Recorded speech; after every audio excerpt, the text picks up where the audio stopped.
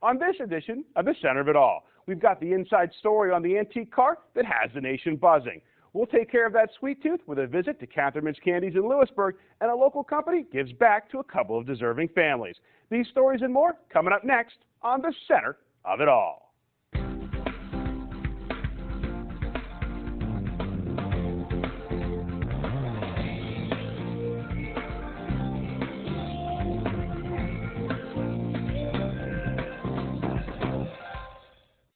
Welcome to the Center of It All. You know, there's nothing better than the look on your child's face when they first see their Easter basket. And while they could have something mass-produced, why not have the Easter Bunny bring them something handmade locally here in central Pennsylvania? Just a short drive down Route 45 to Lewisburg, you'll find Cathermins Homemade Candy and Cakes. Forrest Cathermins started making candy in 1949, and today the business is run by Bob and Brenda Engel, and they're proud to carry on the Cathermins tradition.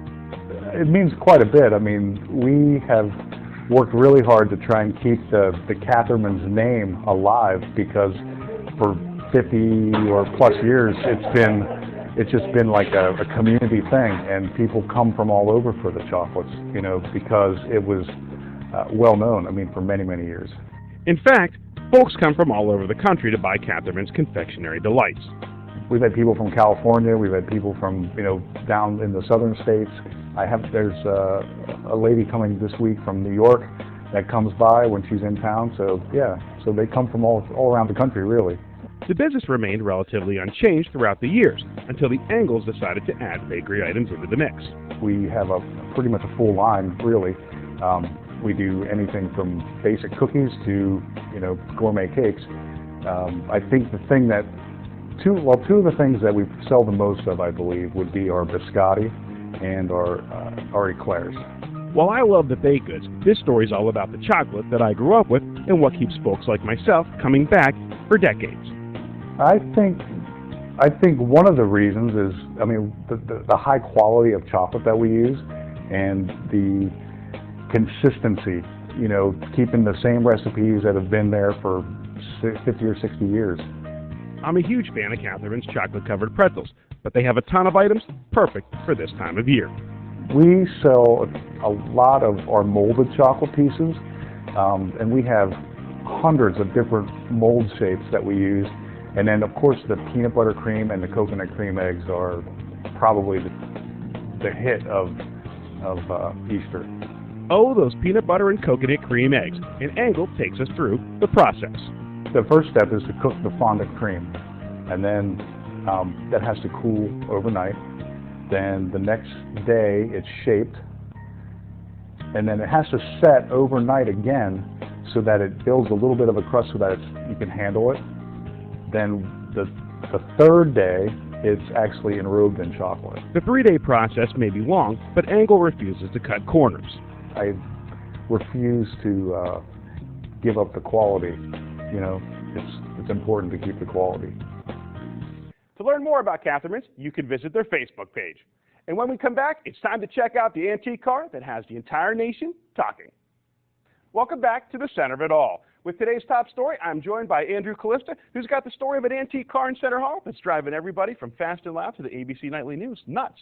Yeah, it's the incredible story of the Larry Brown estate. And like the phoenix rose from the ashes, so does a 69 Shelby GT500 rise from under 40 years of dust. The incredible story of American muscle unearthed right here in Center Hall. Just the fact that it's a 1969 Mustang and being the Shelby Mustang, the GT500, the low production units of this car being made, and with the larger 428 Cobra Jet motor, and the fact that it was kept in a garage from about 1972 until just being taken out about a month ago, being stored with the hood up and the trunk up, and the fact of just the very low mileage. And there's been a craze in the last number of years about garage finds and barn finds and rare cars being just unearthed. And this is one here that was local in central Pennsylvania that was unearthed, and that's what makes it so special and why everyone's so excited about the upcoming auction of the car. Excited may be an understatement, as people nationwide can't wait for April 25th. If you Google GT500, 8,500 miles now, there's just pages of articles people have done about the car, which led to Yahoo picking up the car led to Fox News picking up the car on their website, to the fact of them putting it on their TV show, to ABC News, and it's just been an unbelievable amount of people that crashed our website. 12 million attempts to get on our website to click the link to actually check this car out, which to me is mind-boggling. But the best aspect of the story is how localized it is. From being found in Center Hall to having Ron's mom and friends aiding during the entire process. Very exciting for us. It's a big undertaking, but it is exciting, and it's nice that it is local, and the folks trust us to take care of selling it for them. It's nice for the folks at Center Hall and Center County that have been so excited about the car and read about the car, and they'll have a chance to see the car be sold, and they'll have a chance to witness it and be there, whereas if it was taken somewhere else, it loses its luster. And I've always felt that way about auctions. I like to sell things on site, where they came from, so people can see where it came from. To be this special of a car, it takes a one-of-a-kind owner. He was an iron worker, and he worked on tall steel structures and I-beams, and license plate LB for Larry Brown 772, which was the local iron workers union number. So that was what the license plate of the car is, LB 772, for those reasons. And he actually took tin snips and trimmed the sides of the license plate down because the license plate was wide enough that it was starting to just scratch the sides a little bit, and he didn't like that, so he actually tin snipped it down. But he took very good care of his things, and he bought a lot of man's toys and enjoyed them, but just didn't put a lot of miles or hours on them. An amazing find is bound to have doubters, but the boys from Center Hall have a message for them. To every 10 people that are interested in the car, 9 people have either something detrimental to say or don't believe it, so the one person that actually understands it. And yes, under the hood it has the wax crayon marks when it was come through the factory. It has the original tags still on the engine, on the firewall that are supposed to be there, and the accelerator, if you look at the accelerator, the little abrasion, little nipples that would be on there from the factory, they're all still intact. There's just no wear. There's no wear in the seats, and yeah, the miles are just right, and the documentation's there, and everything. That's what makes the car exciting. Everything's the way it's supposed to be. I'll tell you what's not supposed to be: a bloodline of a car that would make any Westminster breeder green with envy. We have the original title for the car. We have the original bill of sale for the car. We have the original window sticker for the car when it was at Eager Motors in Keysport, Pennsylvania. So we have all that documentation. We even have the bank loan from the First National Bank of Spring Mill with the payment schedule until the car was paid off. And we have Mr. Brown's 1969 driver's license, so we have a real complete bloodline of the car, right down to the build sheet for the car that Mr. Brown found somewhere in this car. So everything that should be with the car has been with the car paperwork-wise, which is a rarity.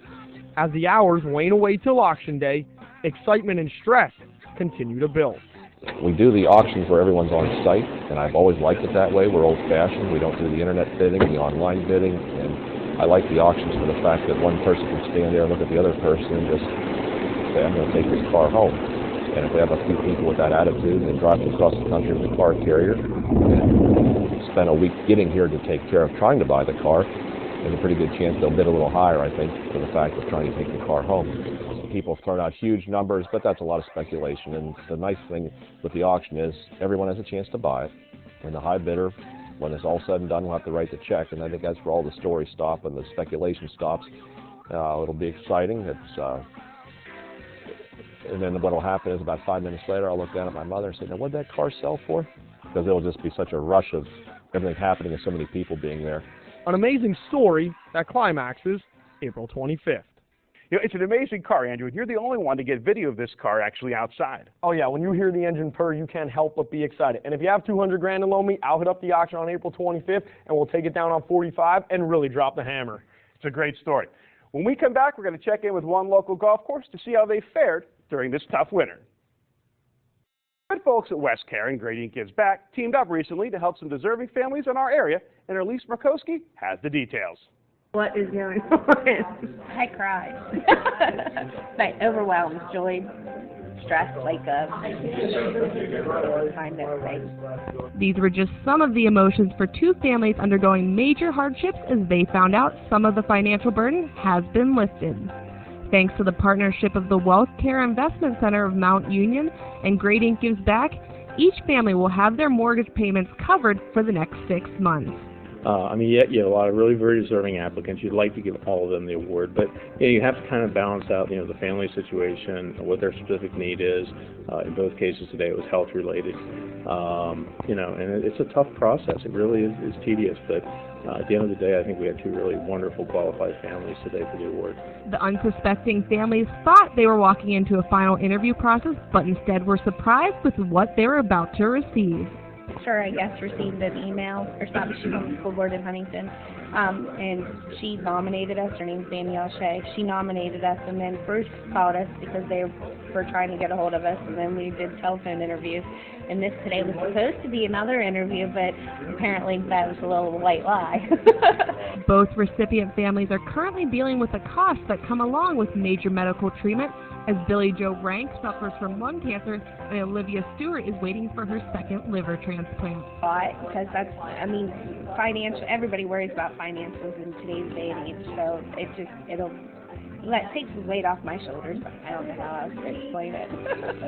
This is something that's got some legs to it. It's a 6-month period of a reboot in your life. I think anybody out there listening or watching this, if somebody took away your mortgage payment for 6 months, imagine the freedom it would give you. And freedom is really what these people need. They need the ability to bond with their family, to take the travel, to do the things that need to be done to remedy this and give them a chance to restart. President Bruce J. Smith III learned about the Gradient Gives Back program at an annual conference and wanted to bring it back here to West Care in Central PA. And we go to annual conference as investment advisors, and we saw a presentation they did a few years ago, and we just saw what happened with the families when they did this. It was just, it was a tearjerker. Everybody, there's 300 or 400 people in this room, and there's not a dry eye in the house. This type of charity has the potential to have a lasting effect on families right in the area, a reason why Smith was so excited to implement it at his office. The first family, they were nominated by her 5th grade teacher, who is actually a very good friend of ours. There's this interrelationship, and then I have relatives that know the Stewart family.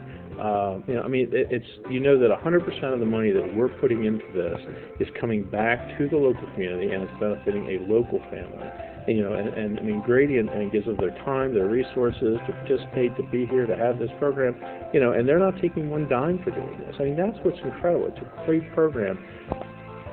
The Stewart family spoke about how grateful they were for what Gradient and West Care has done to ease their burden as they continue to wait for Olivia's new liver. It's a great cause. Gradient Gives Back is an awesome program. And the main part is organ donors, because there's a shortage of organ donors, and you don't really use them when you pass away. So, or even if you're willing to donate when you're living, you can still do it on certain organs. So it just helps the family out big time.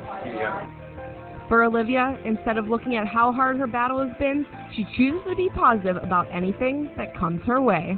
Keep faith and, always stay positive. And my motto is somebody else has it worse. So I live by that. WellCare was able to help 2 families here in the Mount Union area.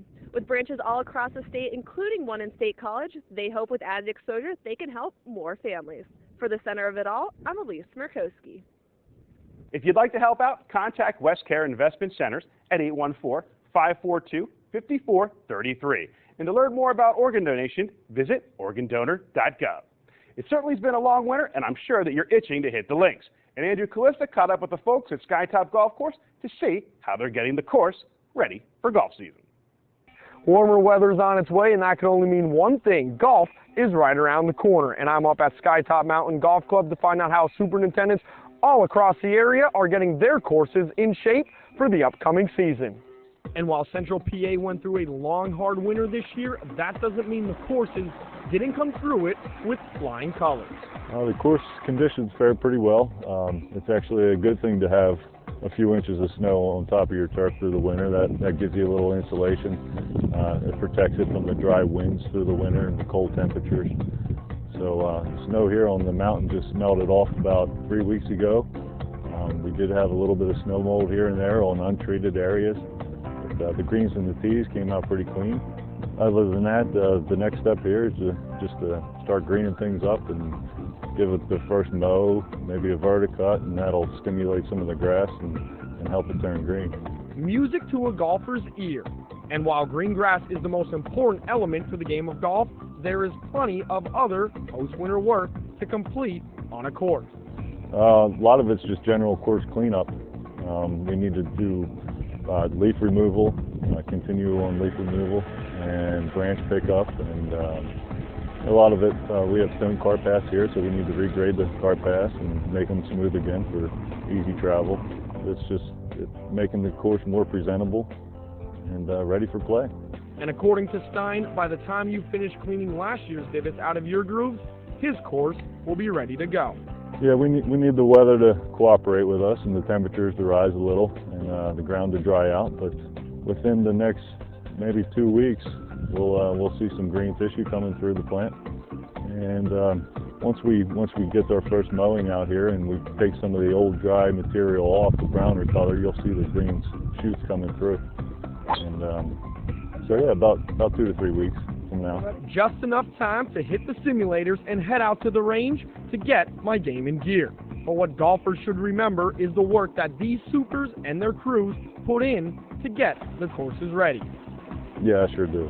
It's a lot of work and it's a lot of long days, but I'm ready for golf to start and I'm ready for the warmer temperatures and looking forward to a good summer.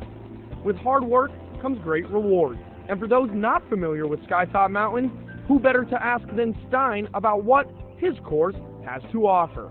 The one main difference is that Skytop Mountain is on a mountain. We're on the side of a slope.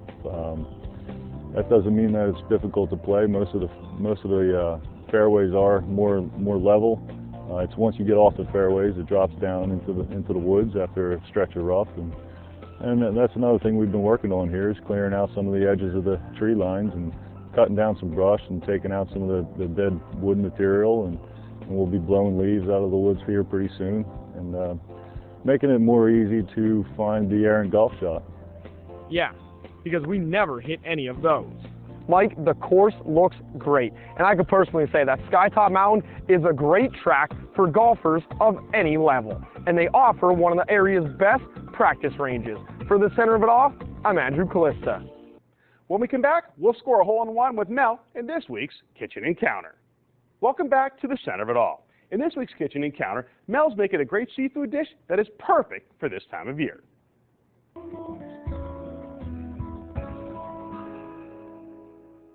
In my family, Easter is all about tradition. Like a lot of you, we sit down to ham, potatoes gratin, and steamed asparagus.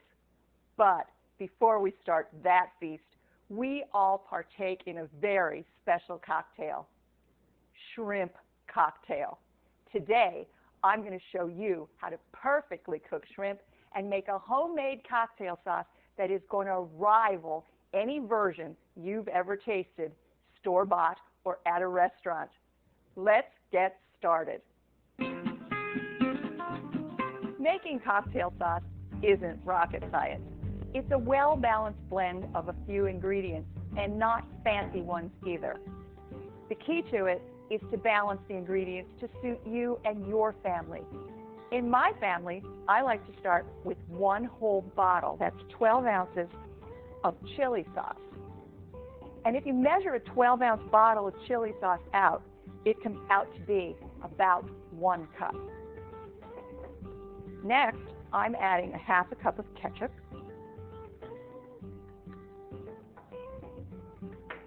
and a half a cup of prepared white horseradish.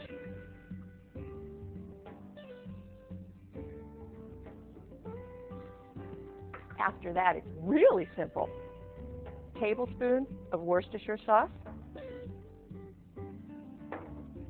a half teaspoon of Tabasco, more or less, your choice.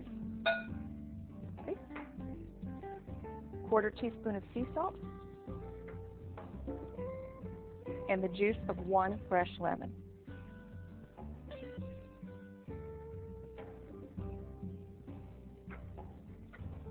I simply whisk this all together.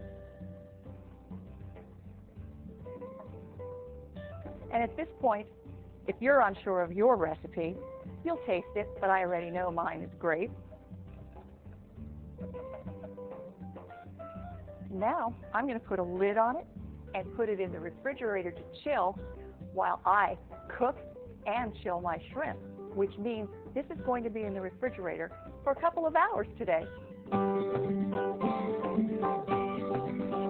I've been making shrimp cocktail for too many years than I can remember. And inevitably, somebody always asks, why do your shrimp taste better than mine? Well, like a lot of things, you only get out of something what you put into it. And into this pot, I've put 3 cups of water and 3 cups of a nice sweet white wine. I'm going to add 4 bay leaves, the juice of an entire lemon, and the rind. And I'm going to let that simmer for about a minute or two to allow the oil in the orange and the flavor of the bay leaves penetrate and turn it into a really flavorful liquid. In the meantime, let's talk shrimp. When it comes to shrimp cocktail, size matters. And I only use jumbo or extra jumbo shrimp when I'm making shrimp cocktail.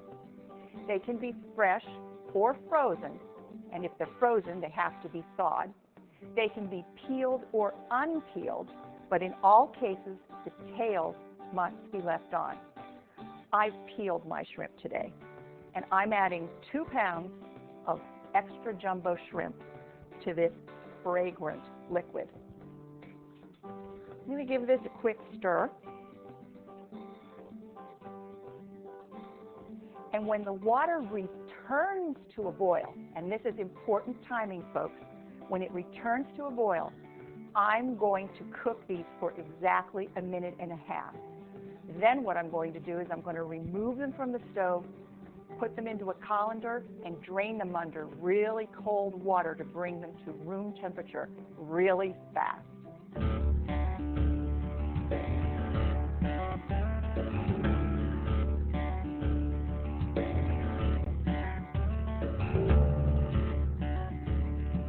Shrimp cocktail, as we know it today, originated back in the 1920s, the decade of Prohibition. The first cocktail was actually a mixture of oysters, ketchup, and Tabasco. It was served in cocktail glasses that were originally purchased to serve alcohol in, but they weren't allowed to do that. What a great use for the idle cocktail glasses. By the 1930s, seafood cocktails were so popular that 2-piece utensils, official cocktail servers, were being marketed. This 2-piece utensil houses the ice in the bottom and the cocktail itself, or just the cocktail sauce, in the top.